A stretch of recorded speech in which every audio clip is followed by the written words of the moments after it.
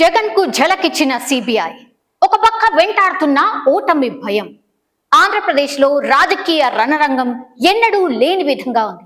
అధికారంలో ఉన్న వైసీపీకి వ్యతిరేకంగా బీజేపీ, తెదేపా, జనసేనలు కూటమి కట్టాయి. అధికార వైసీపీకి స్టార్ క్యాంపెయినర్ వైఎస్ జగన్ ఒక్కడే. గత ఎన్నికల్లో YS Vijayamma, YS Sharmila Reddy, brother Anil Kumar తమ వంతు ప్రచారం చేశారు. అనేక మంది పరోక్ష సహకారం వైసీపీకి అందించారు. ఈసారి ఎన్నికల్లో వైఎస్ జగన్ ఒక్కరే వైసీపీకి దిక్కయ్యారు.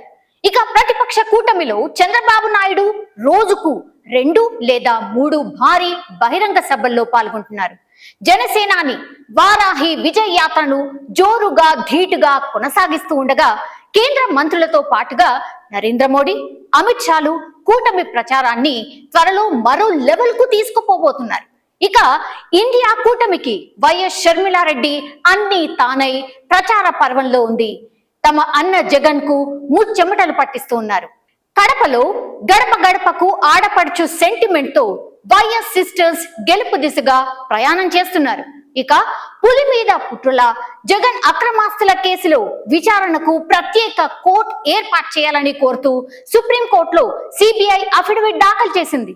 జగన్ అక్రమాస్తుల కేసులకు సంబంధించిన పలు విషయాలను సిబిఐ దర్యాప్తు సంస్థ బయటపెట్టింది.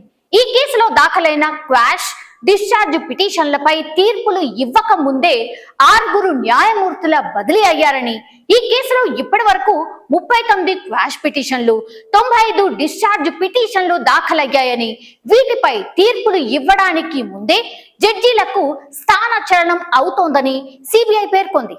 తాజా న్యాయమూర్తి కూడా కనీసం 2 ఏళ్లు కాకుండానే బదిలీ అయ్యారని, ఈ కేసులో ఉన్న నిందితులు అంతా శక్తిమంతులే అని సిబిఐ పేర్కొంది. సిబిఐ అభ్యర్థనతో జగన్ కు ఈ కేసులో కష్టాలు తప్పవని న్యాయవర్గాల్లో జోరుగా చర్చలు మొదలయ్యాయి. మరిన్ని అప్డేట్స్ కోసం మా కాయ్ టీవీని సబ్స్క్రైబ్ చేసుకోండి. మా వీడియో కనుక మీకు నచ్చినట్లయితే లైక్ చేయండి, షేర్ చేయండి. మీ విలువైన అభిప్రాయాలను కామెంట్ బాక్స్లో తెలియజేయండి.